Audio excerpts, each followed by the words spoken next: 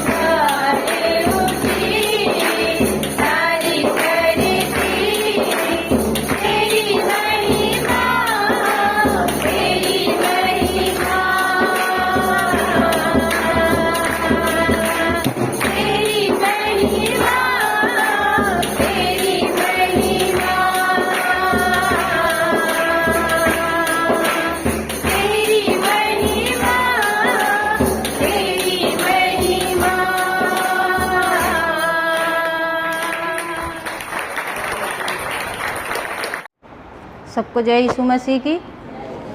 मेरा नाम सरिता है और मैं मथुरा की रहने वाली हूँ और अब मैं यहाँ दिल्ली में रहती हूँ, कड़काडूमा। मेरे साथ में मेरे दोनों बेटे आए और मेरे पति का नाम है दिनेश, वो आए नहीं है, वो ड्यूटी पर है। मेरी गवाही है, मेरी 2-3 महीने पहले की गवाही है। मेरे सीने में बहुत दर्द होता था, बैठने में, उठने में, खाने में, पीने में। जब भी मैं कुछ खा लेती थी, जब भी मेरे सीने में बहुत तेज़ दर्द होता था और मेरे चलने में दिक्कत होती थी और मेरे से चला नहीं जाता था। मैंने भैया जी से दुआ कराई और मेरा वो दर्द बिल्कुल ठीक हो गया। मैं यीशु मसीह का धन्यवाद करती हूँ। ये मेरी गवाही है। सबको जय यीशु मसीह की। हमारी यही गवाही है। शुक्रवार से पहले 2 दिन पहले मेरे लड़के का बहुत लैट्रिन हो रहा था, आराम नहीं हो रहा था, दवा भी पिलाए थे। फिर शुक्रवार को वहाँ गए थे चर्च में, फिर भैया जी से दुआ करवाए। जब से उसका लैट्रिन एकदम बंद हो गया है। यीशु मसीह को कोटि कोटि प्रणाम करती हूँ, उनका धन्यवाद करती हूँ। और मेरा लड़का बहुत सही है, पहले से बैठा भी रहता है, खेलता भी है और चलने की भी कोशिश करता है। यीशु मसीह को बार बार धन्यवाद करती हूँ, कोटि कोटि प्रणाम करती हूँ। बस मेरी यही गवाही है। जय यीशु मसीह की। सबको जय यीशु मसीह जी की। धन्यवाद करते हैं आज के दिन के लिए, समय के लिए, संगति के लिए। प्रभु यीशु मसीह का वादा है, मत्ती 18:20 आयत पे लिखा है, क्योंकि जहाँ 2 या 3 मेरे नाम पर इकट्ठे होते हैं वहाँ मैं उनके बीच में मौजूद होता हूँ। हालेलुया। तो परमेश्वर की प्रेजेंस यहाँ मौजूद है। उनकी मौजूदगी में, उनकी प्रेजेंस में जो भी वचन आज प्रचार होगा उसको ध्यान से सुनिए, समझिए और परमेश्वर के वचन पर चलकर आशीष पाइए। हालेलुया। तो हम 1 कुरिन्थी उसका 3 अध्याय और उसकी 1 आयत। हालेलुया।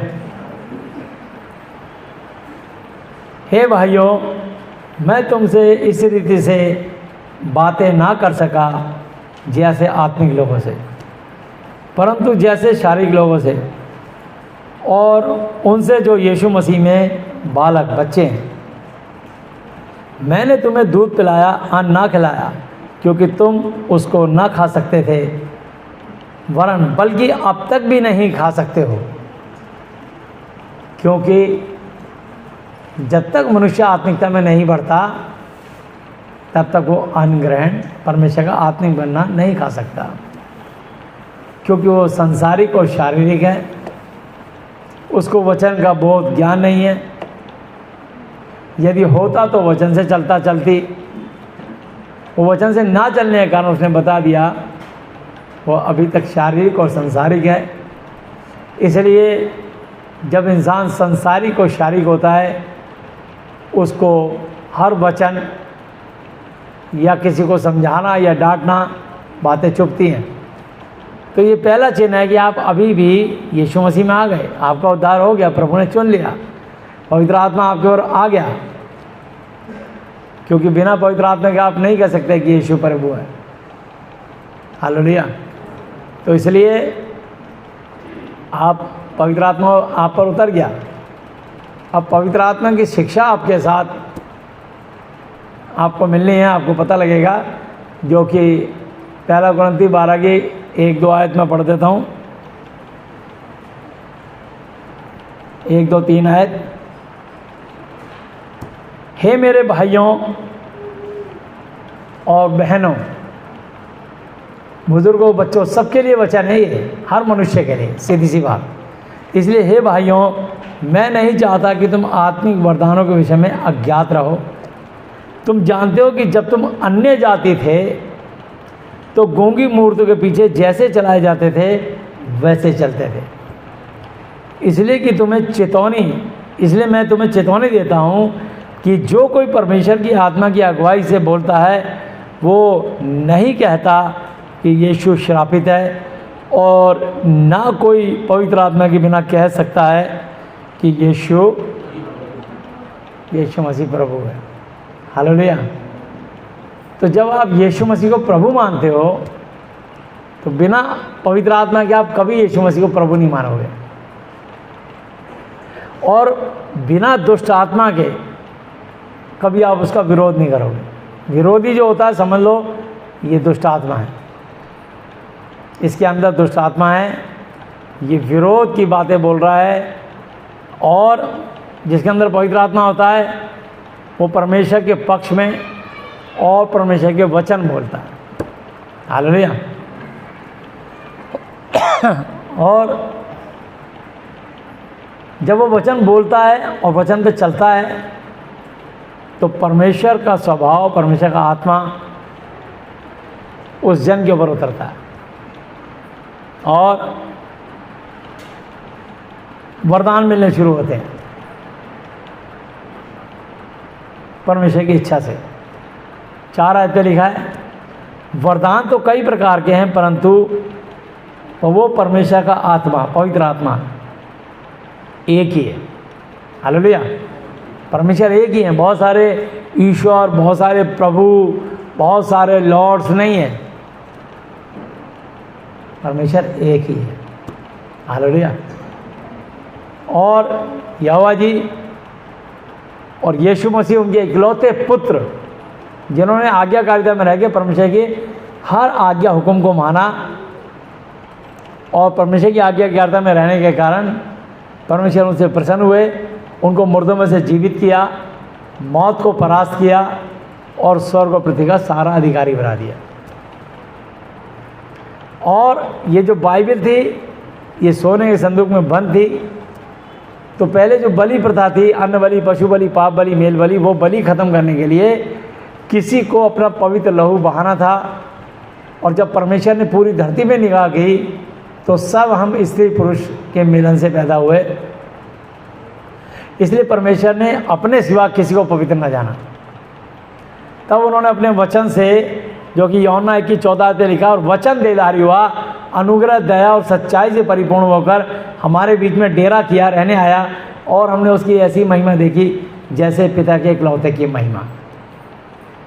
अपने पुत्र को पैदा किया और पुत्र को बिल्कुल साइलेंट रखा, और जब समय आया तब आज्ञा दी और पुत्र को बहुत तपाई हुई, जन्म से लेके जब तक उनकी क्रूस में मृत्यु नहीं हुई तब तक। वो एक कुंवारी से गर्भ उनका धारण हुआ, वो पैदा हुए, कुंवारी से पैदा हुए। तो इसलिए लोगों ने कहा कि ये ठीक बात नहीं है। मतलब लोग संसारिक होते हैं, संसारी भाषा बोलते हैं, इसलिए समाज ने उनको अपने कहा ऐसी औरत को हम अपने यहाँ बच्चा पैदा नहीं करने देंगे। इसलिए वो भेड़शाला में, गौशाला में, अस्तबल जहाँ जानवरों का होता है उसमें, भूसे में वहाँ पैदा हुए। जन्म में कितनी तकलीफ थी, इसलिए मत कहना कि हमने इतने दुख झेले हैं।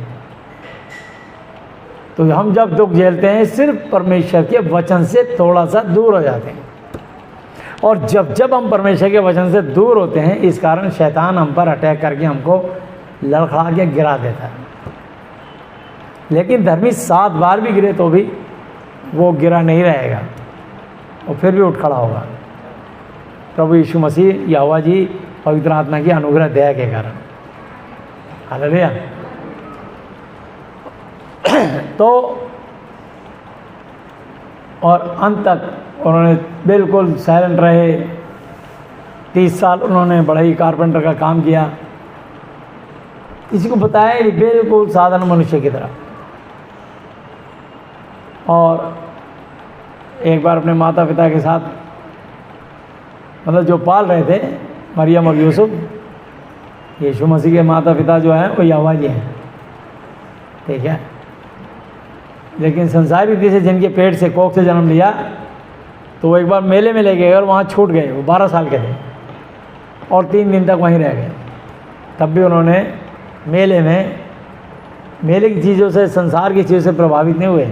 जैसे बच्चे होते हैं, बैलून देखते हैं, झूला देखते हैं, खिलौने देखते हैं, प्रभावित हो जाते हैं। मॉल देखते हैं, आप भी बड़े बड़े लोग झरने और नई नई जगह देखते हो, आप लोग प्रभावित हो जाते हो, खुश होते हो। इसलिए गर्मियों की छुट्टियों में आप इधर उधर जाते हो ताकि आपकी आंखों को सुकून मिले, आपके दिल दिमाग को ठंडक मिले, भले ही कितना पैसा लग जाए, सिर्फ थोड़े से सुख के लिए। लेकिन यीशु मसीह ने उस सुख की परवाह नहीं करी। हालेलुया। उन्होंने अपने पिता का काम करना शुरू किया और 3 दिन तक मेले में प्रचार करते रहे। जब उसके माँ ढूंढते ढूंढते पहुँचे तो वो देखा कि एक बड़ी भीड़ लगी है, उसमें बच्चा प्रचार कर रहा है। फिर उसको उठा के वहाँ से अपने घर ले गए।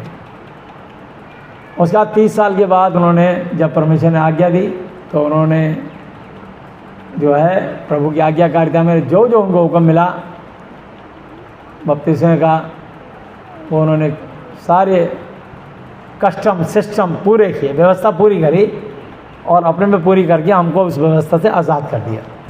ये बात और है कि कुछ लोग अभी बाइबल को ध्यान से गहरा अध्ययन ना करने के कारण उसी पुरानी व्यवस्था के ढर्रे पे चलते रहते हैं, और ना केवल चलते हैं बल्कि औरों को चलाते हैं, जिसके कारण हमारे आपस में मतभेद हो जाता है। वो पास्टर उनकी संस्था ये कर रही है, तुम्हारे पास्टर तुम्हारी संस्था वो कर रही है, ये मतभेद हो जाता है, कंट्राडिक्शन। जबकि पिता एक, गुरु एक, परमेश्वर एक, बाइबल एक, फिर बातें क्यों अनेक। ये इसलिए कि उस शिक्षा को वचन के अनुसार ना सोच के शारीरिक सोचने लगते हैं। लेकिन प्रभु जानते थे कि भीड़ बढ़ेगी और ये ऐसा व्यवस्था में गड़बड़ी आएगी, इसलिए प्रभु ने बहुत सुंदर वचन लिखा है जो कि फिलिपियों 1:18 पे, सो क्या हुआ, चाहे बहाने से चाहे सच्चाई से यीशु मसीह की कथा सुनाई जाती है, इस बात से मैं आनंदित हूँ और आनंदित रहूँगा भी। हालेलुया। प्रभु ने कहा झगड़ो मत इस बात पे। जो व्यवस्था को मान रहे हैं उनको व्यवस्था से चलने दो, और जो विश्वास में चल रहे हैं उनको विश्वास में चलने दो। लेकिन तू भी हो सके तो विश्वास में स्वतंत्र हो जा। हालेलुया। तो प्रभु ने कहा तुम सत्य को जानोगे, सत्य तुम्हें स्वतंत्र करेगा। तो नए नियम में हमें यीशु मसीह ने आके स्वतंत्रता दी है। पर कुछ लोग कंफ्यूज हो जाते हैं, वो दोनों बातों में उलझे रहते हैं। लेकिन बाइबल क्या करती है, बाइबल का वचन हर उलझे हुए मनुष्य को सुलझाता है। हालेलुया। सो यहाँ लिखा है, दोबारा पढ़ रहा हूँ 4 आयत, वरदान तो कई प्रकार के हैं परंतु आत्मा एक ही है, और सेवा भी कई प्रकार की है परंतु प्रभु एक ही है, परमेश्वर एक ही है। और प्रभावशाली कार्य कई प्रकार के हैं परंतु परमेश्वर एक ही है, जो सब में हर प्रकार का प्रभाव उत्पन्न करता है। क्या उत्पन्न करता है? प्रभाव। कैसा प्रभाव? अभी बताऊंगा। 28 आयत पे, 10 आयत पे, ठीक है। किंतु सबके लाभ पहुंचाने के लिए हर एक को आत्मा का, पवित्र आत्मा का प्रकाश दिया जाता है। एक को पवित्र आत्मा के द्वारा, परमेश्वर की आत्मा के द्वारा, परमेश्वर के ज्ञान समझ के द्वारा बुद्धि के वचन दिए जाते हैं, और दूसरे को उसी एक आत्मा के अनुसार ज्ञान के वचन दिए जाते हैं। हालेलुया। और किसी को उसी एक आत्मा से विश्वास, और किसी को उसी एक आत्मा से चंगा करने का वरदान दिया जाता है। जैसे कि शद्रक, मेशक, अबेदनगो को इतना विश्वास था, वो विश्वास में रह के आग की भट्टी में कूद के अपनी जान की परवाह नहीं करी। दानियल भूखे शेरों की मान में चला गया।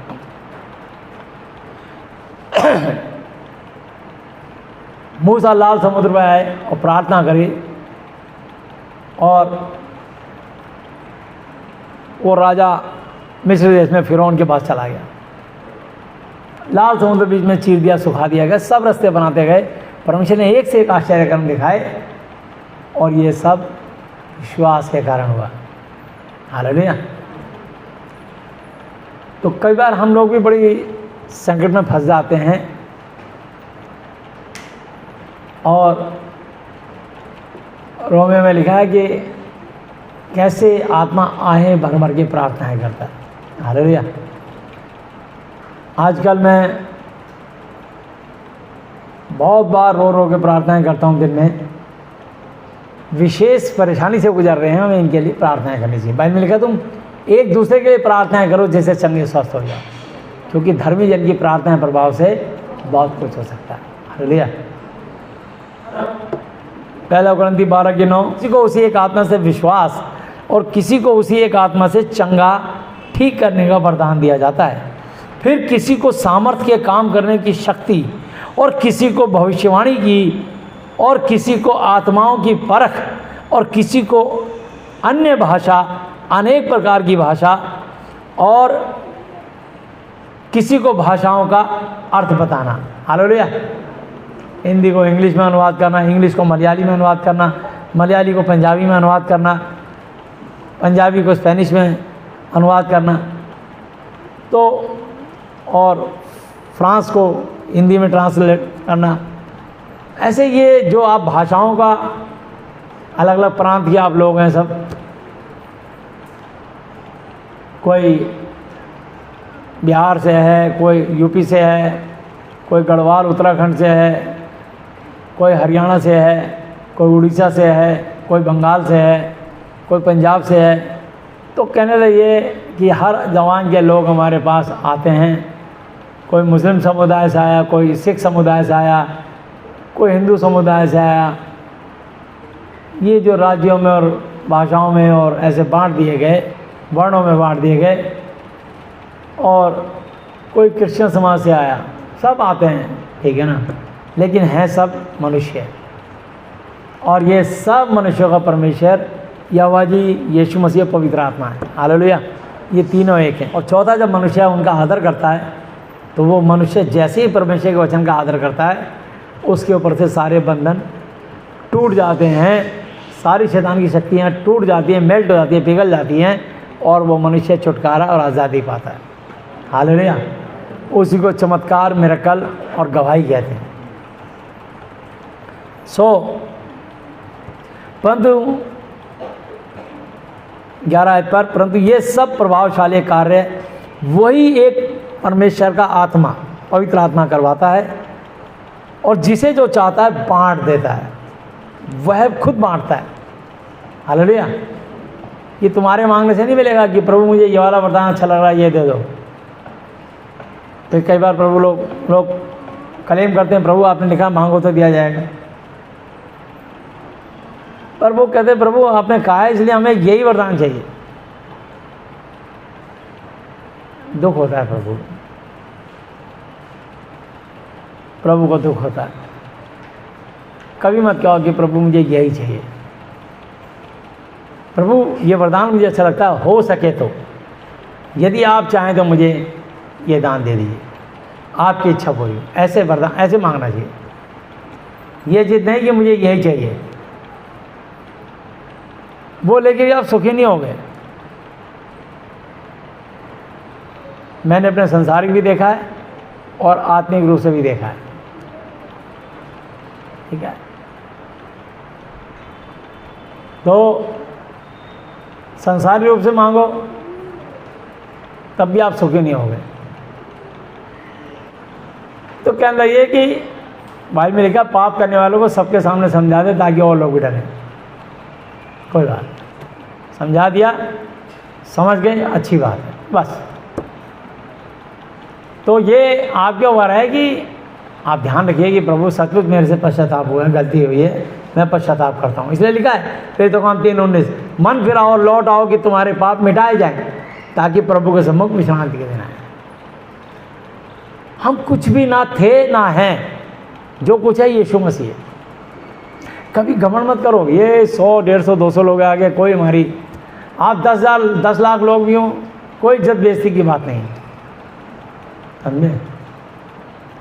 जब आप जाओगे स्वर्ग में न्याय के दिन आपको इनाम मिलेगा।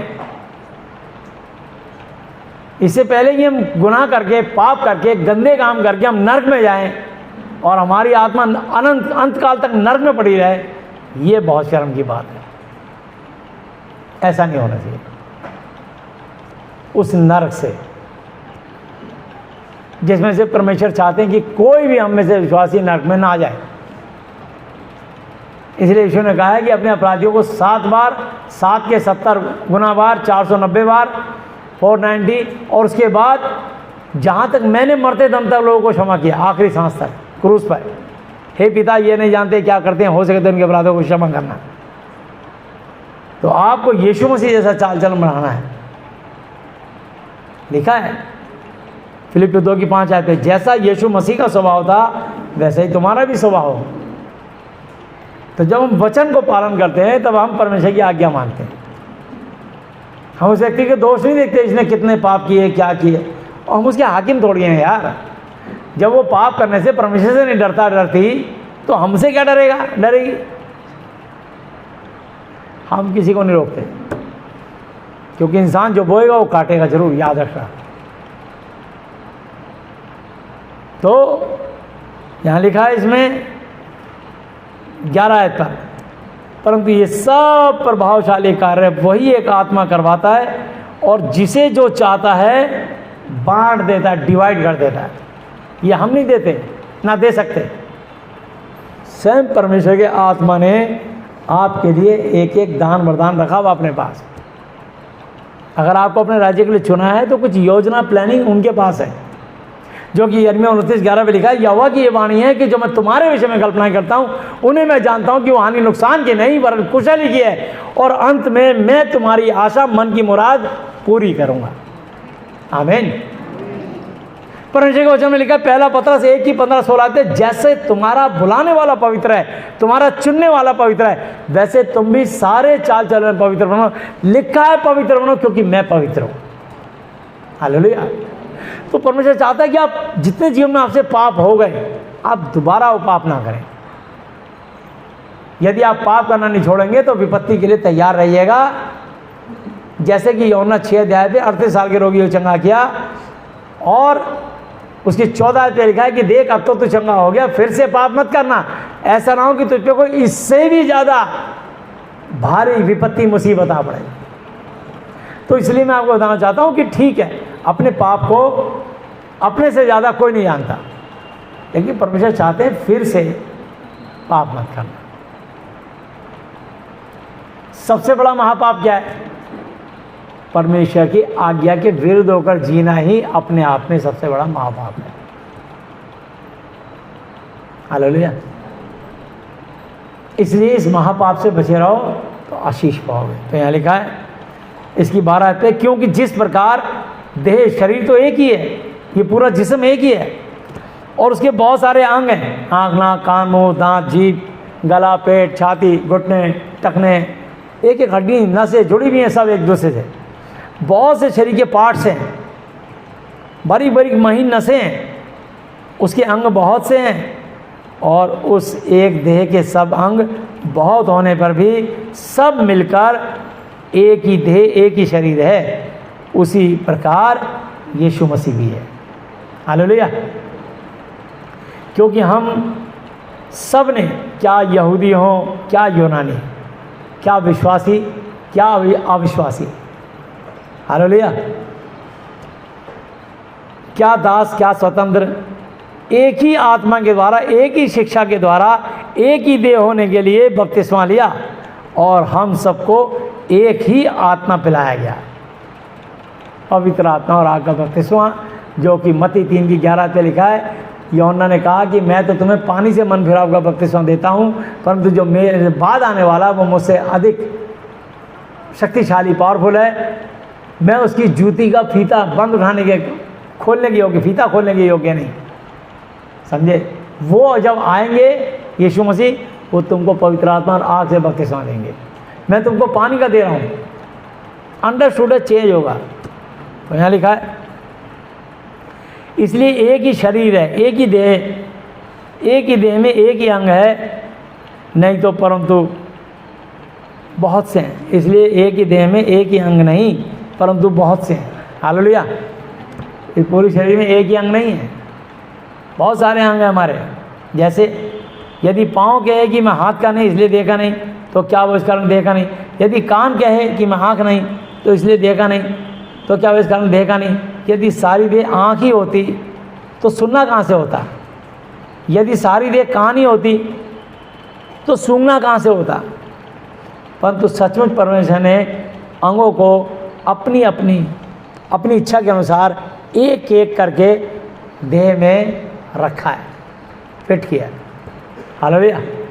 कान से आप सुनते हो, नाक से सूंघते हो, दिमाग से सोचते हो, आँख से देखते हो, मुंह से बोलते खाते हो, दांत से चबाते हो, जीभ से टेस्ट लेते हो, गले से निगलते हो, हाथों से काम करते हो। मतलब सब मिलके पूरी बॉडी एक साथ मिलके काम करती है। हालेलुया। और पूरी बॉडी आपको सपोर्ट करती है। और जरा सा भी ठोकर लग जाए, मांस उखड़ जाए, नखून उखड़ जाए, पूरी बॉडी एकदम कहती है, पहले चीखने गई उफ, ओई माँ ओई पापा, मम्मी पापा याद आ गए। नखून उखड़ गया, दिमाग कहेगा जल्दी दे, आंखों कहेगा देख, मुंह कहेगा बोल, जल्दी इसका उपचार कर, खून बंद होना चाहिए, सेप्टिक नहीं फैलना चाहिए। मतलब सारी देह मिलके उसको रिपेयरिंग करते हैं। भाई ये नहीं कहते तू पाँव है तो फूटता रहे, तू देख के क्यों नहीं चला। वो कहेगा मेरे पास आंखें नहीं है, आंखें तो तू ऊपर बैठी है, मैंने पता नहीं देखा। दिमाग सोचने के लिए बैठा है। हर चीज़ के एक एक अंग को फिट किया प्रभु ने। हालेलुया। इसी प्रकार यदि वे सब एक ही अंग होते तो देह कहाँ होती, परंतु सब अंग तो बहुत से हैं। अब अंग तो बहुत से हैं परंतु देह एक ही है, शरीर एक ही है। आँख हाथ से नहीं कह सकता मुझे तेरा प्रयोजन ज़रूरत नहीं, और ना सिर पाँव से कह सकता है कि मुझे तेरा प्रयोजन ज़रूरत नहीं, परंतु देह के वे अंग जो औरों से निर्बल कमज़ोर देख पड़ते हैं बहुत ही आवश्यक हैं।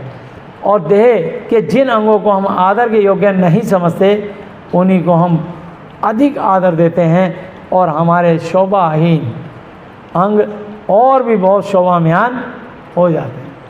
हालेलुया। मान लो आपके शरीर में कोई शरीर का हिस्सा कमज़ोर हो गया, किसी को लकवा पैरालाइज हो गया, तो पूरी बॉडी मिलके उसको क्या है कि इसका मसाज करो, इसकी एक्सरसाइज करो, कुछ ना कुछ इसको फिजियोथेरेपी करो। ये बिल्कुल लेवल में आना चाहिए। सारी देह मिलके उसकी रिपेयर करती है। ऐसे ही परमेश्वर ने हमारे शरीर को बनाया है, और वो जितने भी शरीर इस धरती पे विचरण कर रहे हैं वो सबको आशीष देना चाहते हैं। हालेलुया। ये धर्म जाति मजहब सीमा तुमने बनाई है, ये फलानी कंट्री वो फलानी कंट्री, उसने तुमको सिर्फ इंसान बना के धरती पे छोड़ा है। बस जहाँ से जहाँ तक रह लो, पर तुम लोग तो अपनी लाइन खींच के प्लॉट काटने लगे। ये प्लॉट मेरा है, इतने रुपए का है, जमीन उनकी है, बेच तुम रहे हो, मुकदमा कर रहे हो उस पर, और मर गए तो साथ में वो ज़मीन का टुकड़ा एक इंच भी नहीं जाएगी, बल्कि उसी ज़मीन में मिट्टी में दबा दिया हुआ है या फूंक दिया हुआ है। तो यहाँ लिखा है, इसलिए यीशु मसीह से एक धनवान आया, उसने कहा प्रभु मैं स्वर्ग में जाने के लिए क्या करूँ। उन्हें अपने माता पिता का आज्ञा का पालन कर, आदर कर, झूठ ना बोलना, चोरी ना करना, व्यभिचार ना करना, झूठी साक्षी ना देना। प्रभु ये तो मैं लड़कपन से बचपन से करता आया हूँ। बोला अभी तुझमें एक बात की घटी है, तो अपना सब कुछ बेचकर कंगालों को दे दे, तुझे स्वर्ग में इसका बड़ा प्रतिफल मिलेगा। वो बड़ा धनी था पर मुंह लटका के चला गया कि ये क्या बात, क्या शिक्षा दे दी मेरे को। अगर मैं कंगाल हो के खुद कंगाल हो जाऊं, स्वर्ग किसने देखा। यहाँ जीते जी मैं नरक देखूंगा। मतलब उन्होंने यीशु मसीह जी की बात को इग्नोर किया, लाइट ले लिया। तो ये दुनिया ऐसी ही है, बस जो दिखता है ना उसी विश्वास करती है। लेकिन बाइबल में लिखा है इब्रानी 11 की 1 में, अब परमेश्वर आशा की वस्तु का निश्चय और अनदेखी वस्तु का प्रमाण है। हालेलुया। इसलिए हम आशा रख के प्रार्थना करते हैं और हम विश्वास करते हैं कि ये आदमी नहीं मरेगा, ये औरत नहीं मरेगी यीशु मसीह के कारण कि इसकी उम्र 120 साल है। हम वचन से जानते हैं, इसलिए हम उसके लिए नित्य प्रार्थना करते हैं, इसलिए हम उसको घोषणा करते हैं अपने मुंह से। इसलिए बाइबल में लिखा नीति 18:21 पे कि जीव के कंट्रोल में, जीव के वश में मृत्यु और जीवन दोनों होते हैं, पर जो उसे काम में लाना जानता है वो उसका फल भोगेगा। डॉक्टर भी हक्का बक्का हैरान होता है यीशु मसीह जी के कार्य को देख करके। अभी जो सरिता बहन अगवाई दे के गई है, इनको कैंसर था पर यीशु मसीह ने इनको कैंसर से आज़ाद कर दिया। हालेलुया। तो कैंसर बड़ा नहीं है, हमारा परमेश्वर बहुत बड़ा है। हालेलुया। वो टीबी या शुगर या ब्लड प्रेशर ये सब बड़ा नहीं है, लकवा फालिज बड़ा नहीं है, हमारे यीशु मसीह बहुत बड़े हैं। हालेलुया। वो आपको उन हालात परिस्थिति से बाहर निकाल लेंगे। तो यहाँ लिखा है 23 आयत पर, और देह के जिन अंगों को हम आदर के योग्य नहीं समझते हैं उन्हीं को हम अधिक आदर देते हैं, और हमारे शोभाहीन अंग और भी बहुत शोभामयान हो जाते हैं। फिर भी हमारे शोभामयान अंगों को इसका प्रयोजन ज़रूरत नहीं, परंतु परमेश्वर ने देह को ऐसा बना दिया है कि जिस अंग को घटी थी उसी को और भी बहुत आदर हो। हालेलुया। सिर्फ वहाँ सप्लाई रुक गई है, वहाँ परमेश्वर को अपनी दया द्वारा सप्लाई खोल ली है, वो अंग ठीक हो जाए। अगर किसी के हाथ पैर को लकवा हो गया, सिर्फ उस पर सप्लाई ब्लड की जाएगी, वो ठीक हो जाएगा। हालेलुया। वो एक दुष्ट आत्मा रोक लेती है। तो कुछ लोग संगति माना बंद कर देते हैं, दुआ करानी बंद कर देते हैं। यीशु ने कहा जा मेरी भेड़ों को चरा। आप यीशु मसीह की भेड़े हो, और आपको चराना, आपकी सेवा करना, आपको समझाना और ज़रूरत पड़ने पे आपको डांटना, ये मेरा अधिकार है। इसने लिखा है नित्यचन 6:23 पे, आज्ञा दीपक शिक्षा ज्योति सिखाने वाले की डांट जीवन का मार्ग है। इसलिए पहला तीमुथियुस 5:20 आयत लिखा, पाप करने वाले को सबके सामने समझा दे ताकि और लोग भी डरें। इसलिए दूसरा तीमुथियुस लिखा है, समय समय तैयार रहे, उलाना दे, समझा, डांट और शिक्षा दे, समझाता है। तो हमें अधिकार मिले, अपने अधिकारों को हम इस्तेमाल करते हैं। आपको डांट बुरी लगती, और जब शैतान तुमको मारेगा और जब तुम प्रभु से दूर होकर नरक में चले जाओगे, तब कैसा मंजर होगा? वो बड़ा खतरनाक मंजर होगा, बड़ा खतरनाक दृश्य होगा। इसलिए बेइज्जती मत सोचो। मैं किसी को लज्जित करने के लिए नहीं कहता हूँ, किसी को नहीं डांटता ऐसे। मैं तुमसे मोहब्बत करता हूँ, प्यार करता हूँ, आदर करता हूँ, रिस्पेक्ट करता हूँ, सम्मान करता हूँ, अपना समझता हूँ, तब तुमको डांटता हूँ। मुझे पता है बाहर भेड़िया बैठा है जो तुमको फाड़ डालेगा, इसलिए डांटा था तुमको। और कुछ लोग शारीरिक होते हैं, वो कहते हैं भेड़िए से कट जाएंगे पर डांट नहीं जाएंगे भैया जी की। अब भेड़िया ना भेड़ को देखता ना बकरी को, वो दोनों को फाड़ डालता। तो हम यीशु मसीह की भेड़ है, यीशु मसीह हमारा सच्चा गडरिया है। हालेलुया। तो यहाँ लिखा है 25 आयत है, ताकि देह में फूट ना पड़े परंतु अंग एक दूसरे की बराबर चिंता किया करें। हम एक दूसरे की चिंता करनी चाहिए, भाई वो क्यों नहीं आ रहा, करो, पर मदद करो ना एक दूसरे की, जहाँ तक हो सके निर्बलों को थाम लो, जो जरूरतमंद है उसकी सहायता करो, कायरों को ढांढस दो, भूखे को रोटी दो, नंगे को तन पे कपड़ा दो। ये प्रभु की शिक्षाएं हैं।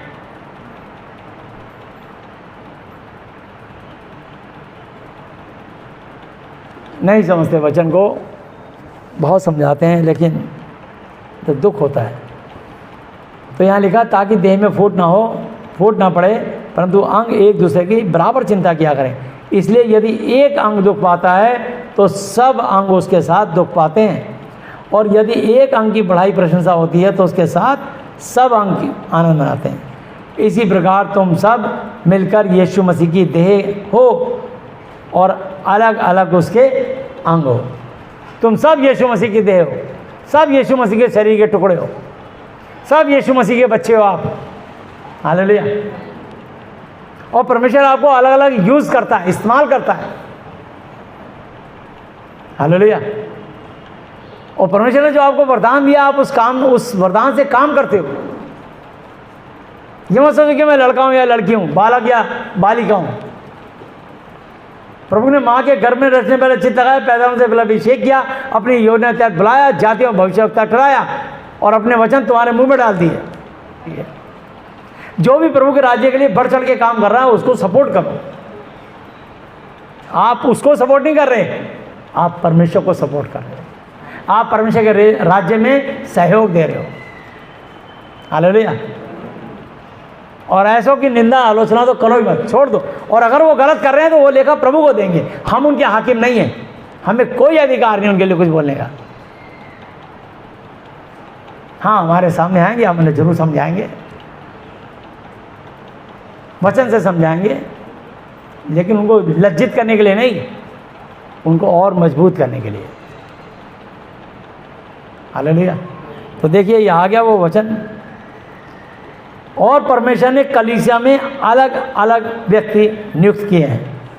प्रथम सबसे नंबर पे है प्रेरित, परमेश्वर के वचन से प्रेरणा देने वाले प्रचारक, आत्मिक योद्धा।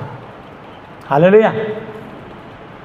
जो परमेश्वर के गॉस्पेल, उसके सुसमाचार को प्रचार करते हैं, प्रेरणा देते हैं इस वचन की शिक्षा से। ये पहला वरदान है। फिर दूसरे भविष्यवाणी करने वाले, परमेश्वर का आत्मा उनको उबारता है कि यहाँ कलीसिया में इस व्यक्ति के पास ये परेशानी है, कोई यहाँ इस कपड़े रंग के कपड़े पहन के बैठा है और हमारी कलीसिया में उसको ये परेशानी है, यहाँ ये समस्या लेके आया है, उसका बच्चा खो गया, वो यहाँ बैठा है। ये होती है भविष्यवाणी। कोई टीवी पे देख रहा है, उन्हें कहा टीवी पर ही कोई मेरे को एक बहन देख रही है, अस्पताल में भर्ती है, उसका नाम ये है, वो भविष्यवाणी कर देता वहीं से। परमेश्वर का आत्मा उसको उभारता है कि देख मैं तेरे को दर्शन दे रहा हूँ, वो एक औरत इस समय बेड पे लेटी भी फलाने अस्पताल में इंडिया में कहीं पर तेरे को देख रही है, तेरे को देख रहा है। इसे कहते हैं भविष्यवाणी, मतलब आने वाली बातों को बताना, और परमेश्वर आपको छू रहे और चंगाई दे रहे। हालेलुया। तीसरे नंबर पर है इसमें शिक्षक, जो बिल्कुल वचन के अकॉर्डिंग शिक्षा देंगे। हालेलुया। चाहे लोग नाराज हो जाएं, लेकिन वो कहेंगे हम वचन से बाहर नहीं जाएंगे, क्योंकि लिखा है लिखे हुए से आगे नहीं बढ़ना। इसलिए हम वचन के अनुसार ही शिक्षा देंगे। ऐसा ना हो कि तुमको खुश करने चक्कर में हम पे दंड आए। वो है सच्चे शिक्षक। हालेलुया। फिर है सामर्थ्य के काम करने वाले। आज्ञा दी, व्हील चेयर पे 20 साल 30 साल से बैठा है, यीशु के नाम से उठ चल, फिर वो लंगड़ा उसी समय चलने लगेगा, व्हील चेयर छोड़ देगा, उसके घुटनों में टखनों में बल आ जाएगा। वो अपने कपड़े कोट को लहराया तो 10,000 आदमी गिर गए। ये परमेश्वर की सामर्थ है। हालेलुया। वहाँ सब लोग चंगे नहीं होते, पर जितने लोग उस मनुष्य को देख रहे होते हैं कि शायद ही मेरा नाम लेगा, मेरे लिए भविष्यवाणी करेगा, परमेश्वर ने उसको सामर्थ के काम करने की शक्ति दी है, भविष्यवाणी की नहीं दी। तो परमेश्वर कहा तुम रो आंसू आओ, प्रभु जहाँ 2 या 3 आपके नाम पे इकट्ठे होते हो वहाँ उनके बीच में मौजूद होते हो। मैं प्रभु आपसे मिलने आया हूँ, आपने मेरे दुख को दूर किया, मैं इसके लिए धन्यवाद करता हूँ। जो आपके भेजने वाले को ग्रहण करता है वो आपको ग्रहण करता है, प्रभु मैं धन्यवाद देता हूँ। तो जो लोग खुश होते तो उससे परमेश्वर आत्मा उनको छूता है और चुटकियों में वो लोग ठीक हो जाते हैं, उनकी गवाही बनती है, जो आप कई बार यूट्यूब पर इधर सुनते हो देखते हो। पर ऐसे में कई बार पास्टर के अंदर भी घमंड आ जाता है, गरूर आ जाता है, इसको मैंने ठीक करा, इसकी आंखें मैंने बनाई, इस गूंगे को जबान मैंने इसकी खोली, मैंने इस मुर्दे को जिंदा किया। तूने कुछ नहीं किया, तूने केवल प्रार्थना करी, जिंदा परमेश्वर यीशु मसीह ने किया। परमेश्वर का परमेश्वर को दो, केसर का केसर को दो। हालेलुया। हे दास, प्रभु के सेवक, अपनी हद से आगे मत निकल।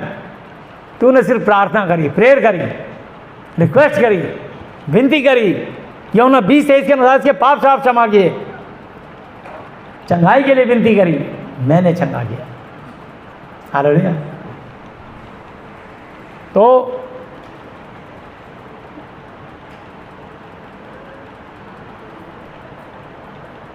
चंगा करने वाले, फिर उपकार करने वाले, सामर्थ्य के काम करने के बाद चंगा करने का वरदान, प्रभु ने लोगों को चंगा करने का वरदान दिया। हालेलुया। ठीक करने का। हर कलीसिया में जहाँ 2 या 3 प्रभु यीशु मसीह के नाम पे इकट्ठे होते हैं, प्रभु ने मत्ती 18 की 20 आयत पे लिखा है, महामहिम के बीच में मौजूद होता हूँ और यीशु मसीह अपनी मौजूदगी को उन चंगाइयों के द्वारा, उन चमत्कारों के द्वारा, उन सामर्थ के काम के द्वारा, उन भविष्यवाणी के द्वारा, उस वचन की शिक्षा के द्वारा अपने आप को प्रदर्शित करते हैं। यीशु मसीह चलते फिरते नजर आते हैं, उस सेवक के द्वारा उस सेवक को इस्तेमाल करते हैं। पर भीड़ देख के सेवक का दिमाग खराब होने लग जाता है कि मेरे पीछे 10,000 लोग हो गए। तेरे पीछे 10,000 नहीं हुए, वो यीशु के पीछे 10,000 लोग हो गए, वो यीशु के नाम के पीछे 10 लाख लोग हो गए। हालेलुया। इस गलतफहमी मत रहना। इसलिए हर सेवक को बाइबल में लिखा, जो अपने आप को छोटा बनाएगा वो बड़ा किया जाएगा, और जो अपने आप को बड़ा बनाएगा वो छोटा किया जाएगा। हमेशा नम्र और दीन होना सीखो। अब ये आ गया वरदान वो और उपकार करने वाले। उपकार का मतलब चेक काट काट के देने वाले, समझे।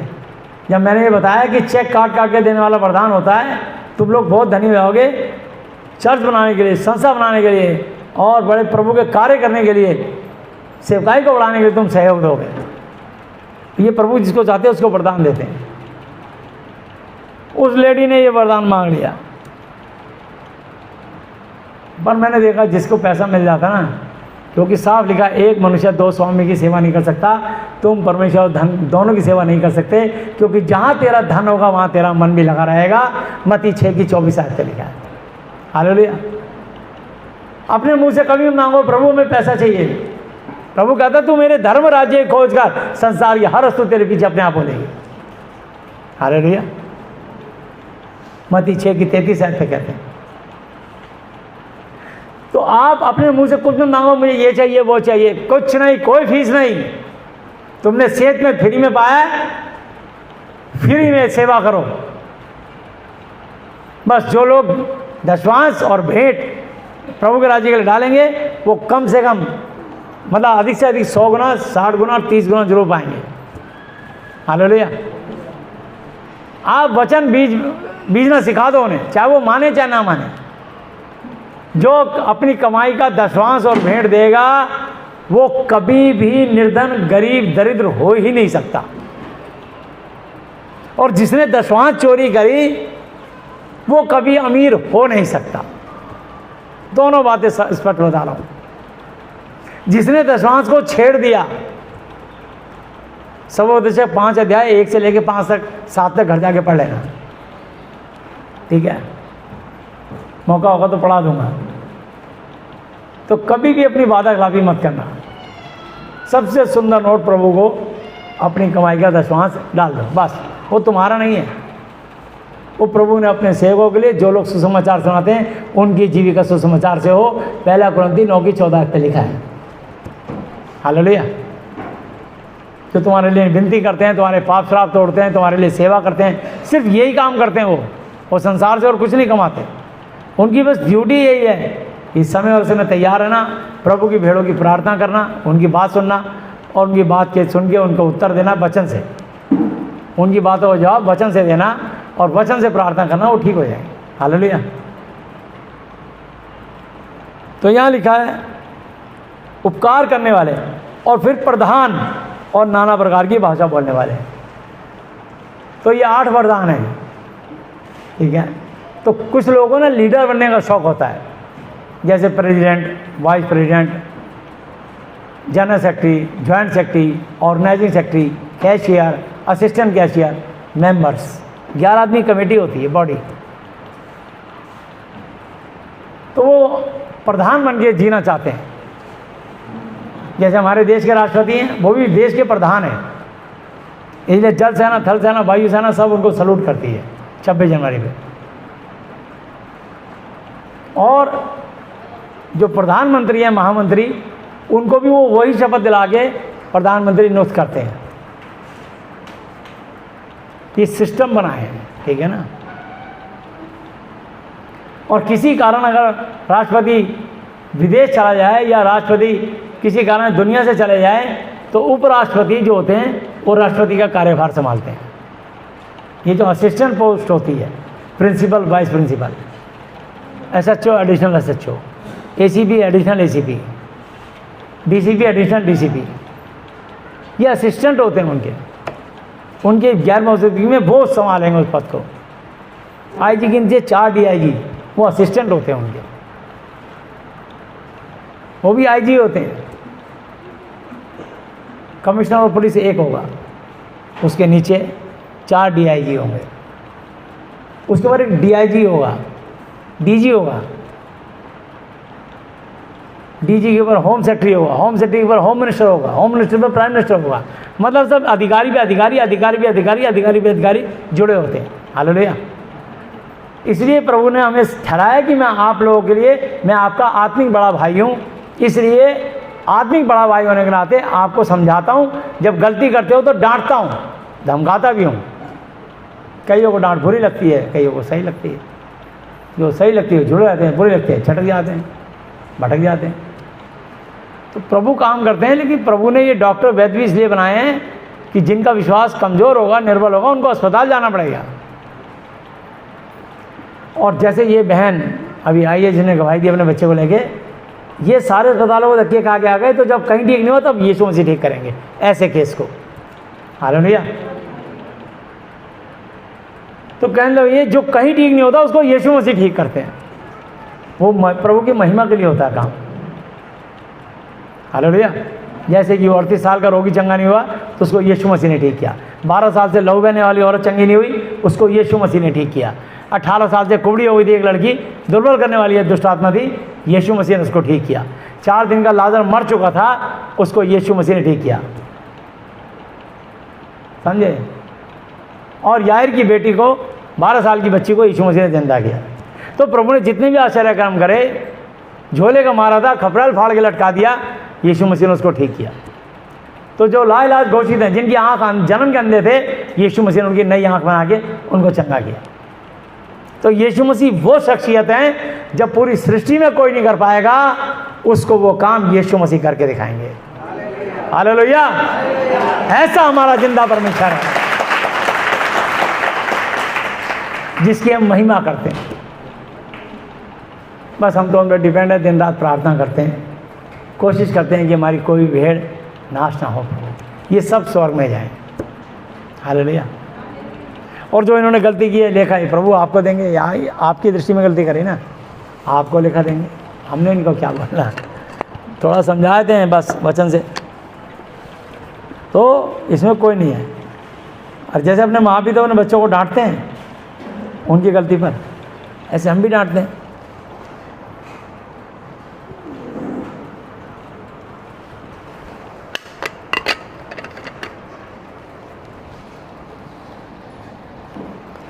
हालेलुया।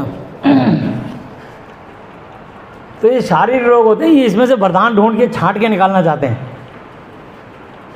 हमें मिल जाए अपनी मर्जी से। अरे वो जिसको चाहते हैं खुद प्रभु देते हैं, अपने आप नहीं मिलेगा। मांगो, प्रार्थना करो।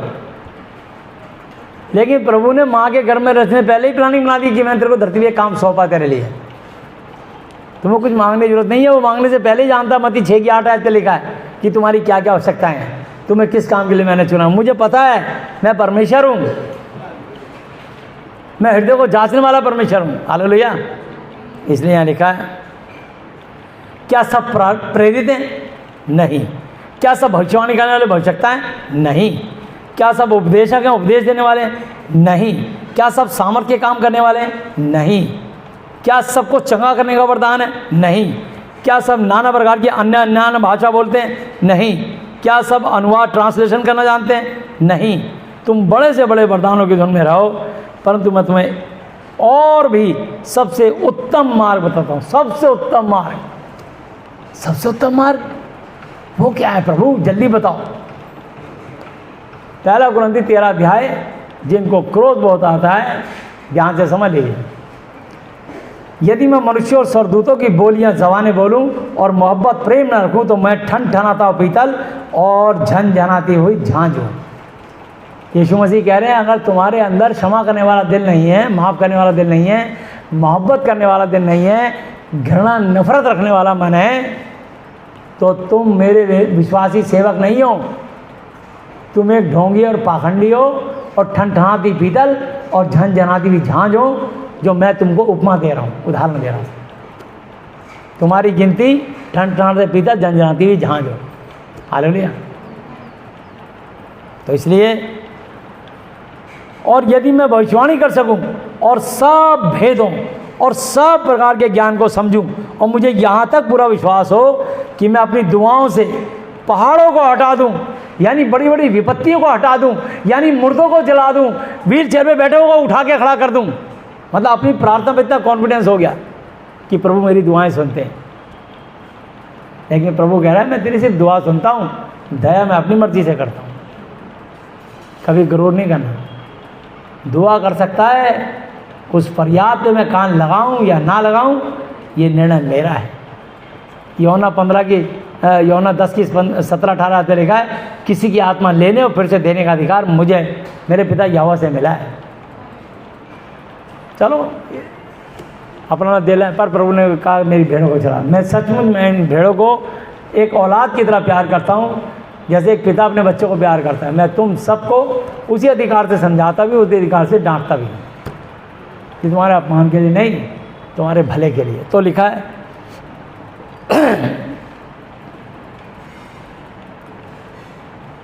और यदि मैं भविष्यवाणी कर सकूं और सब भेद और सब प्रकार के ज्ञान को समझूं, और मुझे यहाँ तक पूरा विश्वास हो कि मैं पहाड़ों को हटा दूं, परंतु प्रेम में रखूं तो मुझे कुछ भी लाभ नहीं। और यदि मैं अपनी संपूर्ण संपत्ति कंगालों को, गरीबों को खिला दूं और अपनी देश जलाने को दे दूं, और प्रेम न रखूं तो मुझे कुछ भी लाभ नहीं। प्रेम धीरजवंत होता है, पेशेंस रखता है। प्रेम कृपालु होता है, एक दूसरे पे कृपा करता है, दया करता है। प्रेम डाह, पक्षपात, भेदभाव नहीं करता। प्रेम अपनी बड़ाई, अपनी तारीफ, अपनी प्रशंसा नहीं करता।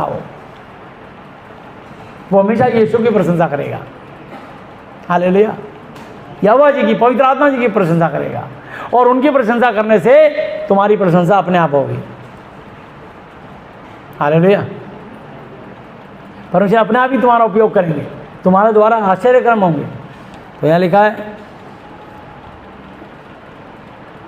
प्रेम धीरज बनता है, प्रेम कृपालु है, प्रेम डाह नहीं करता, प्रेम अपनी बड़ाई नहीं करता, प्रेम फूलता नहीं, घमंड में आगे कुप्पा नहीं हो जाता, वो अनरीति गलत चाल नहीं चलता, वो अपनी भलाई नहीं चाहता, वो झुंझलाता नहीं, वो बुरा नहीं मानता, वो कुकर्मों गंदे कामों से खुश नहीं होता, परंतु सत्य से आनंदित होता है। वो सब जितनी भी उस पर इल्ज़ाम लगते हैं सब बातें सह लेता है, दुनिया के सारे इल्ज़ामात सह लेता है। यीशु मसीह ने दुनिया के सारे इल्ज़ाम सहे, सारी बीमारियां लोगों के अपने ऊपर ले ली, और सब कुछ लेके भी क्रूस पर अपनी जान दे दी। और जिन्होंने उनको मारा पीटा, कहा हे पिता ये नहीं जानते क्या करते हैं, हो सके तो इनके अपराधों को क्षमा करना। अगर वो चाहते तो अपने मुंह से प्रार्थना करते और स्वर्गदूतों की पलटन फौजें बुला लेते, एक भी उन्हें छू नहीं सकता था कोई भी सिपाही, लेकिन उन्होंने ऐसा नहीं किया। उन्होंने सब सहा। तो यीशु मसीह ने हमें सहना सिखाया है। तो यहाँ लिखा है प्रेम कभी टलता नहीं। भविष्यवाणियाँ हो तो समाप्त हो जाएंगी, भाषाएं हो तो जाती रहेंगी, ज्ञान हो तो मिट जाएगा, क्योंकि हमारा ज्ञान अधूरा अनकम्प्लीट है, हमारी भविष्यवाणी भी अधूरी अनकम्प्लीट है। परंतु जब परफेक्ट सिद्ध, सर्व सिद्ध, जो सबको सिद्ध करता पूरी दुनिया के लोगों को, सर्व सिद्ध आएगा तो अधूरा मिट जाएगा। हालेलुया। जो आपके अंदर अभी कमी है वो मिट जाएगी। जब मैं बालक था तो बालकों की तरह तुतला के बोलता था, बालकों का संबंध था, बालकों की सी समझ थी, परंतु जब सियाना हो गया तो बालकों की बातें करनी छोड़ दे। छोटा बच्चा क्या कहता अपनी माँ से, मम्मी मम्मी ओती दे दे, ओती ओती खाऊंगा। वो रोटी मांग रहा होता है, उसकी तुतली भाषा होती है मम पीना, मम पानी चाहिए। तो बच्चा अपनी बातें बताता है अपनी भाषा में, समझने वाले समझते हैं। तो ऐसे हम भी बालक हैं, बच्चे हैं, बहुत सारी हमारी बातें प्रभु को हम समझाना चाहते हैं, समझे ना। प्रभु कहते हैं मैं मांगने से पहले जानता हूँ, चिंता मत कर, जितना मर्जी तुतला ले, मैं तेरी दुनिया की कोई भी लैंग्वेज बोल ले, मैं सारी लैंग्वेज जानता हूँ। हालेलुया। तो प्रभु कहते हैं अब हमें दर्पण में धुंधला सा दिखाई देता, बचपन में हम कैसे थे, परंतु उस समय आमने सामने देखेंगे। इस समय मेरा ज्ञान अधूरा अनकम्प्लीट है, परंतु उस समय ऐसी पूरी रीति से पहचानूंगा जैसा मैं पहचाना गया हूँ। और आप विश्वास, आशा, प्रेम, ये तीनों स्थायी परमानेंट है, पर इनमें सबसे बड़ा प्रेम है। हालेलुया। इसलिए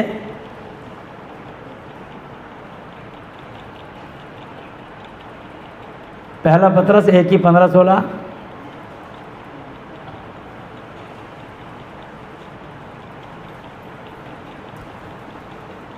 और जैसा तुम्हारा बुलाने वाला पवित्र है वैसे ही तुम भी अपने सारे चाल चलन में पवित्र बनो। लिखा है, क्योंकि लिखा है पवित्र बनो क्योंकि मैं पवित्र हूँ, मैं पवित्र परमेश्वर हूँ। तुमको चुना है पवित्र बनाने के लिए, तुमको चुना है, तुम निर्धन थे धनवान बनाने के लिए। तुमको लोगों ने कहा तुम छोटे लोग हो, नीच लोग हो, तुच्छ लोग हो, तो मैंने तुमको चुना। हालेलुया। और पहला पत्रस 2:20 आयत से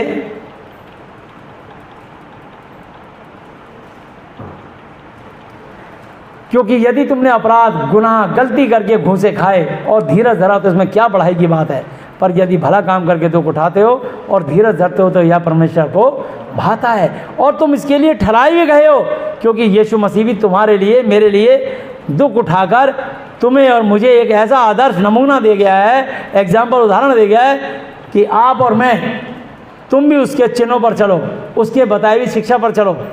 ना तो उसने पाप किया था, ना उसके मुंह से छल कपट धोखे की कोई बात निकली। वह गाली सुनकर गाली नहीं देता था और दुख उठाकर किसी को भी धमकी नहीं देता था कि मैं यहोवा का इकलौता पुत्र हूँ, पर अपने आप को सच्चे न्यायी यहोवा जी के हाथों में अपने आप को सौंपते थे। वह आप ही हमारे पापों को अपनी देह पर लिए हुए क्रूस पर चढ़ गया, जिससे हम पापों के लिए मर करके धार्मिकता के लिए जीवन बिताएं, क्योंकि उसी के मार खाने से, कोड़े खाने से तुम चंगे हुए। हालेलुया। क्योंकि पहले तुम भटकी हुई भेड़ों के समान थे, पर अब अपनी आत्मा के रखवाले और अध्यक्ष के पास फिर से लौट आए हो। हालेलुया। लेकिन जब प्रभु का धन्यवाद हो, उनकी योजना आई और किसी ने मैं बाइबल के वचन से अवगत परिचित कराया, और ये वचन सुनने पर तो लिखा है विश्वास, रोमियो 10:17 पर, विश्वास सुनने से, सुनना यीशु मसीह के वचन से होता है। हालेलुया। पहला कुरिन्थियों 1:18 निकाल लीजिए। और लिखा है रोमियो 10:11 पे, क्योंकि जो कोई इस महाति पवित्र शास्त्र से विश्वास रखेगा वो कभी लज्जित ना होगा। हालेलुया। तो पहला कुरिन्थी और उसका 1:18 ऐसे पढ़ने जा रहा हूँ। क्योंकि क्रूस की कथा नाश होने वालों के निकट अज्ञानता है, पर हम उद्धार पाने वालों के निकट परमेश्वर की सामर्थ है। क्योंकि लिखा है कि मैं ज्ञानवानों के ज्ञान को नाश करूंगा और समझदारों की समझ को तुच्छ बेकार कर दूंगा। कहाँ रहा ज्ञानवान, कहाँ रहा शास्त्री, कहाँ इस संसार का रहा है विवादी, बहस करने वाला? क्योंकि परमेश्वर ने संसार के ज्ञान को अज्ञानता नहीं ठहराया। हालेलुया। उस संसार के ज्ञान को अज्ञानता ठहरा दिया उन्होंने। तो मैं आपको बताना चाहता हूँ, हालेलुया। क्योंकि जब परमेश्वर के ज्ञान के अनुसार संसार ने ज्ञान से परमेश्वर को नहीं जाना, तो परमेश्वर को यह अच्छा लगा कि इस प्रचार की अज्ञानता के द्वारा विश्वास करने वालों को उद्धार दे। सबको नहीं, जो बाइबल के वचन पे विश्वास करेंगे उन्हीं का उद्धार होगा। और मत्ती 24:13 पे लिखा, जो अंत तक धीरज धरा रहेगा उसी का उद्धार होगा। हालेलुया। यहूदी तो चिन्ह चाहते हैं और यूनानी ज्ञान की खोज में। तो यहाँ लिखा है यहूदी तो चिन्ह चाहते हैं और यूनानी ज्ञान की खोज में है। हम लोग अन्य जाति से आए, हम लोग ज्ञान की खोज में थे, सच्चे परमेश्वर की तलाश में थे हम लोग। परंतु हम तो उस क्रूस पर चढ़ाए हुए यीशु मसीह का प्रचार करते। हालेलुया। तो यहाँ लिखा है, परंतु हम तो उस क्रूस पर चढ़ाए हुए यीशु मसीह का प्रचार करते हैं कि किन कारणों से यीशु मसीह को क्रूस पर चढ़ाया गया, जो यहूदियों के निकट ठोकर का कारण और अन्य जातियों के निकट अज्ञानता है, परंतु जो बुलाए हुए हैं, क्या यहूदी क्या यूनानी, उनके निकट यीशु मसीह परमेश्वर की सामर्थ और परमेश्वर का ज्ञान है। क्योंकि परमेश्वर की अज्ञानता मनुष्य के ज्ञान से ज्ञानवान है और परमेश्वर की निर्बलता मनुष्यों के बल से बहुत बलवान है। हे भाइयों, अपने बुलाए जाने को तो सोचो। ना तो शरीर के अनुसार हम बहुत क्वालिफाइड, शिक्षित, ज्ञानी मनुष्य थे, और ना बहुत सामर्थी, हम राजा महाराजा के घराने से बुलाए गए, ना बहुत कुलीन। हालेलुया। तो ना तो हम ज़्यादा पावरफुल शक्तिशाली थे और ना राजा महाराजा के घराने कुलीन बड़े घरानों से बुलाए गए, परंतु परमेश्वर ने जगत के अज्ञानियों को चुन लिया। किसको चुना? कि वो ज्ञानवानों को लज्जित करें, और परमेश्वर ने जगत के निर्बलों कमज़ोरों को चुन लिया कि वो बलवानों को लज्जित करें। और परमेश्वर ने जगत के नीचों, जिसको कहते हैं नीच जाति, छोटी जाति का तो आदमी है, तो बाइबल में लिखा है जिसको समाज ने नीच कहा, छोटा कहा, गिरा हुआ कहा, तो परमेश्वर ने उनको चुन लिया, पसंद किया उनको। और लिखा है क्योंकि उनको समाज ने धिक्कारा था, इसलिए यीशु मसीह ने उनको अपनाया। नीचों को, तुच्छों को, मतलब बेकारों को, जो कुछ नहीं काम करते, प्रभु ने कोई काम नहीं करता, आजा मेरे पास, मैं तेरे को काम पे लगाऊंगा, मेरे राज्य का सुसमाचार सुना। पर इसको नीच कमाई के लिए सेवा मत करना, दिल से हृदय से सेवा करना। इसको लालच के लिए सेवा मत करना, प्रचार को, ये बता रहा हूँ, वो कभी आशीष नहीं पाएगा। अगर कोई इसको धंधा बना के सेवा करेगा, वो ठोकरे ही खाएगा। मैं इस सेवा को करता हूँ बहुत खुशी से, इंजॉय करके, फर्ज और कर्तव्य समझ के। मैं पैसे के लालच या प्रलोभन के लिए नहीं करता, या किसी मान सम्मान के लिए नहीं करता। वो प्रभु जाने, उनका सम्मान हो, यहोवा जी का सम्मान हो, यीशु का सम्मान हो, पवित्र आत्मा का सम्मान हो। हालेलुया। और आप जो उसकी झुंड की भेड़े, कमज़ोर, निर्बल और छोटे, नीच, कमज़ोर थे, निर्बल थे, तुच्छ थे, बेकार थे, आपको सम्मान मिले। हालेलुया। तो आप जब उठेंगे, बढ़ेंगे, परमेश्वर खुशी होगी कि मेरी भेड़ों को कोई एक अच्छा चरवा के संभाल रहा है। हालेलुया। मुझे इसका नाम स्वर्ग में मिलेगा, मुझे तुमसे कोई इसका प्रतिफल नहीं चाहिए। परमेश्वर जो करते हैं वो वही करें, तुमसे मैं कोई उम्मीद नहीं करता। कब तुम मीठी बात करोगे, कब मेरे पे बरस जाओगे, कब मेरे से रूठ जाओगे, नखरे दिखाओगे, मुझे नहीं पता। मैं तुम पे कोई विश्वास नहीं करता, मैं सिर्फ यीशु पे विश्वास करता हूँ। हालेलुया। तो लिखा है, और परमेश्वर ने जगत के नीचों और तुच्छों को, वरन जो हैं भी नहीं, पैदा भी नहीं हुए, उनको भी चुन लिया है कि उन्हें जो हैं व्यर्थ ठहराए। जो हैं भी नहीं, उनको कैसे चुन लिया? कैसे चुन लिया? यानी अभी कोई 2 साल के, 3 साल का, 1 साल का बच्चा है, उसके जो दुनिया में उसके भी पैदा, उसकी शादी नहीं हुई, अभी जब जवान होगा, बच्चे होंगे, तब उसके बच्चे होंगे। उस पीढ़ी को भी प्रभु ने पहले चुन लिया, 1000 पीढ़ी को चुन लिया। हालेलुया। व्यवस्था विवरण 7 की 9 आयत पढ़ लेना, तो तुमको है चुनना। प्रभु कहता है लाभ और हानि, जीवन और मृत्यु मैंने दोनों तेरे सामने रख दिए, परंतु मैं चाहता हूं तो जीवन ही को चुन ले, मैं ये चाहता हूं। हालेलुया। तो यहाँ लिखा है, ताकि कोई मनुष्य परमेश्वर के सामने घमंड ना करने पाए, परंतु उसी की ओर से, तुमसे जो यीशु मसीह में हो, जो परमेश्वर की ओर से हमारे लिए ज्ञान ठहरा, अर्थात धर्म, पवित्रता और छुटकारा। पापी तो हम पहले ही थे, पर प्रभु हमको पवित्र करना चाहते हैं, इसलिए हमें पापी काम छोड़ने पड़ेंगे, हमको गंदे काम छोड़ने पड़ेंगे। पर कुछ लोग अभी प्रलोभन करते हैं, वो सोचते हैं गंदे काम करके पैसा कमा लो, बाद में छोड़ देंगे। अचानक मृत्यु हो गई तो नरक में जाओगे, तो पश्चाताप का मौका नहीं मिलेगा। इसलिए जितनी जल्दी हो सके तुरंत पाप छोड़ दीजिए, ताकि आशीष मिले, आपको शांति मिले। हालेलुया। ताकि जैसा लिखा वैसा ही हो कि जो घमंड करे वह प्रभु यीशु मसीह पर घमंड करे। हालेलुया। तो अपने पे कभी घमंड मत करना, हमेशा प्रभु के वचन पर, प्रभु पे घमंड करना। हालेलुया। इसलिए व्यवस्था विवरण निर्गमन 20 की 3, 4, 5 आयत, 6 आयत।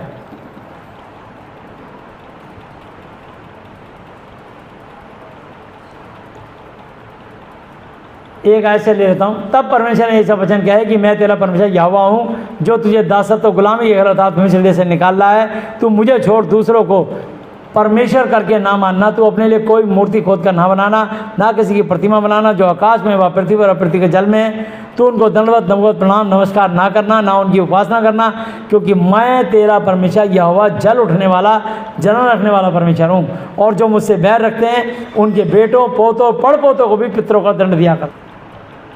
तो यहाँ लिखा है,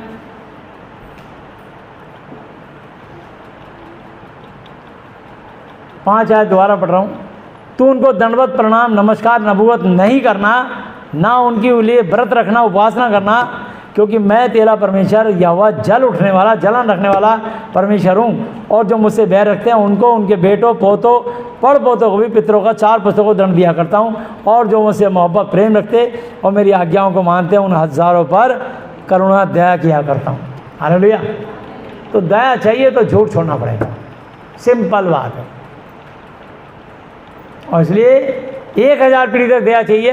व्यवस्था विवरण 7 की 9 आयत, व्यवस्था विवरण 7 की 9 आयत।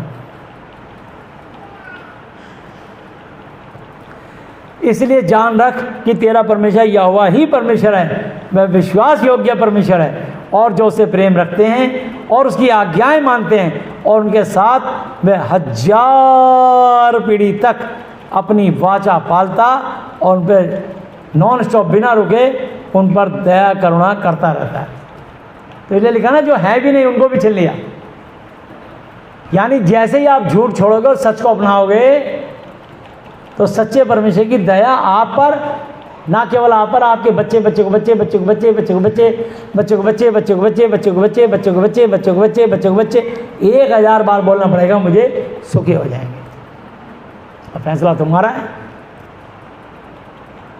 हालेलुया।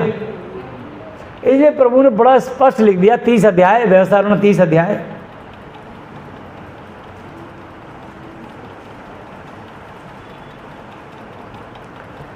एक आयत से, फिर जब आशीष और शाप के ये सब वचन जो मैंने तुझको कह सुनाए हैं तुझ पर घटे और तू उन सब जातियों के मध्य बीच में रहकर जहाँ तेरा परमेश्वर यहोवा तुझको बरबस ज़बरदस्ती पहुँचाएगा, इन वचनों को स्मरण करे और अपनी संतान सहित अपने सारे मन, अपनी सारी आत्मा और अपने परमेश्वर यहोवा की ओर फिरकर उसके पास लौट आए और इन सब आज्ञाओं को अनुसार जो मैं आज तुझे सुनाता हूँ उसके वचन माने, तब परमेश्वर स्वर से देखेंगे, तब तेरा परमेश्वर यहोवा तुझको बंधुआई में से, कैद खाने से, दुखों से, बीमारी से, परेशानी से लौटा ले आएगा, मौत के मुंह से ले आएगा, अस्पताल के आईसीयू वेंटिलेटर से ले आएगा और तुझ पर दया करके उन सब देशों के लोगों में से जिनके बीच में वह तुझको तितर बितर कर देगा, फिर इकट्ठा करेगा, चाहे धरती के छोर तक तेरा बरबस पहुंचाया जाना हो, चाहे तुमको पूर्व से लेकर पश्चिम तक, पश्चिम से उत्तर से लेकर दक्षिण तक, दूसरे छोर तक पहुंचा दिया हो जबरदस्ती। कई बार किसी को उठा के बच्चों को बेच बाज देते हैं, कहीं या कहीं पहुंच गए, जबरदस्ती पहुंचा दिया, गुलाम बना के पहुंचा दिया। तो लिखा है बरबस पहुंचाया जाना हो तो भी तेरा परमेश्वर यहोवा तुझको वहां से ले आकर इकट्ठा करेगा और तेरा परमेश्वर यहोवा तुझे उसी देश में पहुंचाएगा जिसके तेरे पुरखा अधिकारी हुए थे। कौन? इब्राहिम, इसहाक, याकूब, वहीं पहुंचा देगा तेरे को। हालेलुया। और तू फिर उसका अधिकारी होगा और वह तेरी भलाई करेगा। क्या करेगा? भलाइयाँ करनी शुरू करेगा तेरे जीवन में और तुझको तेरे पुरखों से भी गिनती में अधिक बढ़ाएगा। हालेलुया। तुम्हारे खूब बच्चे पैदा होंगे, खूब फल अच्छे पदों पर पहुंच जाएंगे, अच्छी पोजीशन, अच्छी कंट्री में ऊंचे ऊंचे पदों पर बैठ जाएंगे, सिर्फ यीशु मसीह की दया के कारण, सिर्फ इस वचन की आज्ञा के कारण। हालेलुया। और तेरा परमेश्वर यहोवा तेरे और तेरे वंश के मन का खतना करेगा। मन का, ये है तुम्हारा मन। लिखा है यिर्मयाह 17 की 9 आयत और 10 आयत पे, मन तो सब वस्तुओं से अधिक धोखा देने वाला होता है, उसमें असाध्य रोग लगा है, उसका भेद कौन समझ सकता है। परंतु मैं यहोवा मन की जांचता और हृदय दिल को तोड़ता हूँ, ताकि प्रत्येक जन को उसी की चाल चलन अर्थात उसके कर्मों के अनुसार उसका प्रतिफल दो। हालेलुया। तो जो तुम बोगे वो काटोगे। तो यह लिखा है और तेरा परमेश्वर यहोवा तेरे और तेरे वंश के मन का खतना, हृदय का, दिल का खतना करेगा, तेरे दिमाग का खतना करेगा, तेरे विचारों का खतना करेगा, बुरी बातें तेरे शरीर से निकाल देगा अपने वचन की शिक्षा से अपने वचन की तालीम से, अपने दास के प्रार्थना के पाप श्राप तोड़ने से। यूहन्ना 20:23 के अनुसार, जिनके पाप तुम क्षमा करो उनके लिए क्षमा किए गए, जिनके तुम रखे गए। दास का बहुत बड़ा मोल होता है। जो मेरे भेजने वाले को ग्रहण करता है वो मुझे ग्रहण करता है, जो मेरे भेजने वाले का इनकार करता है वो मेरा इनकार करता है। तो लिखा है, यहोवा तेरे और तेरे वंश के मन का खतना करेगा और तू अपने परमेश्वर यहोवा से अपने सारे मन और अपनी सारी आत्मा के साथ प्रेम करे, जिससे तू जीवित रहे। अगर अपने दिल और दिमाग से जब तुम प्यार करने लग जाओगे ना, सच्चे दिल से यीशु मसीह से, हर संडे कलीसिया आओगे। पाप करने से डरोगे, चोरी करने से डरोगे, व्यभिचार करने से डरोगे, झूठ बोलने से डरोगे, हत्या करने से डरोगे, माँ का अनादर करने से डरोगे, झूठी साक्षी देने से डरोगे, तुम्हारे अंदर डर आ जाएगा। और अगर डर नहीं आया तो अभी भी तुम्हारे अंदर शैतान जीवित है। तुम नाम के विश्वासी हो, काम के विश्वासी नहीं हो। तुम सब के लिए बोल रहा हूँ, चाहे मैं भी हूँ चाहे तुम भी। तो यहाँ लिखा है, और तेरा परमेश्वर यहोवा ये सब श्राप के वचन तेरे शत्रुओं पर जो तुझसे बैर करके तेरे पीछे पड़ेंगे उनके पीछे भेजेगा, और तू फिरेगा और यहोवा की सुनेगा और इन सब आज्ञाओं को मानेगा।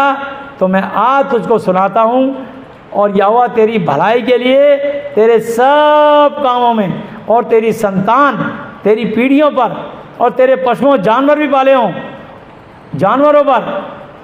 किसी ने कुत्ता, बिल्ली, गाय, भैंस पाल रखी हों, तो जानवर, घोड़े पाल रखे हों, तेरे पशुओं के बच्चों और उनकी भूमि की उपज में तेरी बढ़ोतरी करेगा, क्योंकि यहोवा फिर तेरे ऊपर भलाई के लिए वैसा ही आनंद करेगा जैसा उसने तेरे पूर्वजों के ऊपर किया था, इब्राहिम, इसहाक, याकूब के ऊपर किया था। क्योंकि तू अपने परमेश्वर यहोवा की सुनकर उसकी आज्ञाओं और विधियों को जो इस व्यवस्था की पुस्तक में लिखी है माना करेगा, और अपने परमेश्वर यहोवा की ओर, अपने यीशु की ओर, इस वचन की ओर अपने सारे मन, अपनी सारी आत्मा से मन फिराएगा।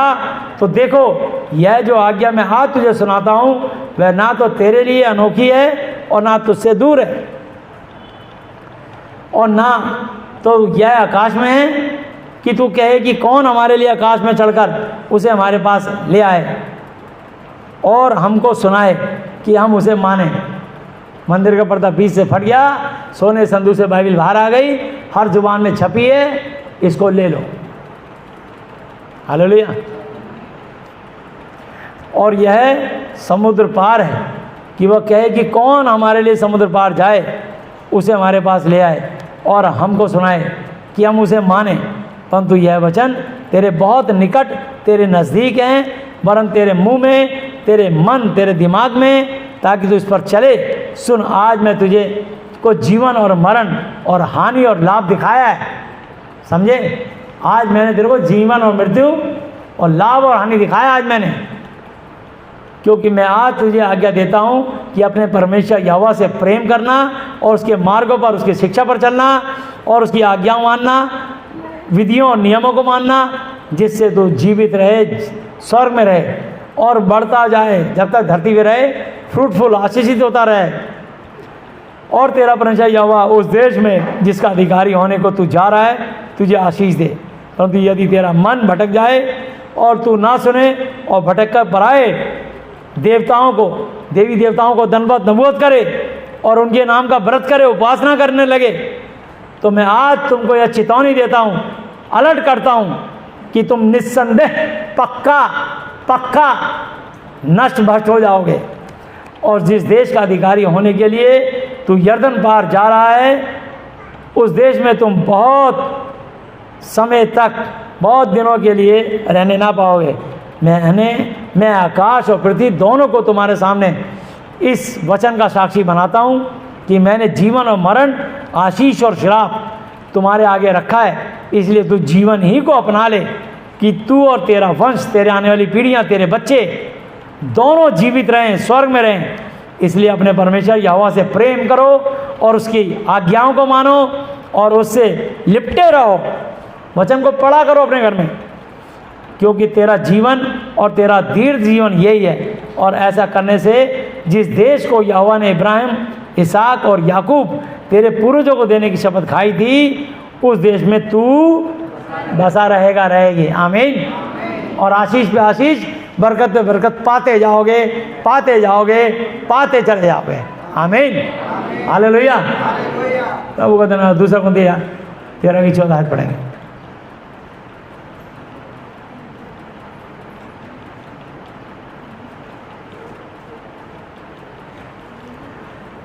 प्रभु यीशु मसीह जी का अनुग्रह और परमेश्वर यहोवा जी का प्रेम और पवित्र आत्मा जी की सहभागिता तुम सबके साथ यीशु के नाम में होती रहे। आमीन। हालेलुया। मैं समय के कारण अभी पहला कुरिन्थी 3 अध्याय छोड़ दिया, आपको फिर पढ़ाऊंगा अगले हफ्ते यदि प्रभु ने चाहा तो। ठीक है। प्रभु यीशु मसीह नासरी अब तक के अपने जीवित वचन पे पढ़े और सुने जाने पर हम में से प्रत्येक को बुद्धिया से आशीष दें। आमीन। प्रार्थना में चलते हैं।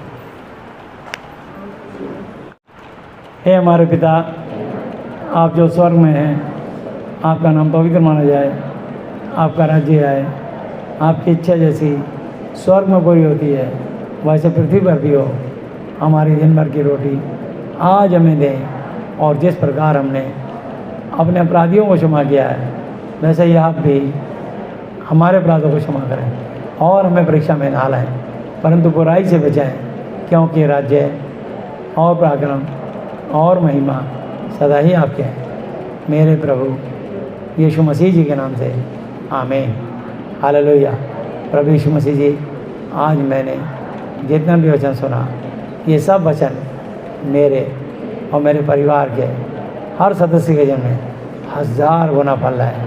प्रभु यीशु मसीह जी, आज मैं इस धरती पर अपने पूरे दिल से अपने सब अपराधियों को क्षमा करता हूँ, और आपसे प्रार्थना विनती और निवेदन करता हूँ कि आप भी मेरे पापों को, श्रापों को, गुनाहों को, गलतियों को, जाने जाने भूलों को क्षमा कर दीजिए।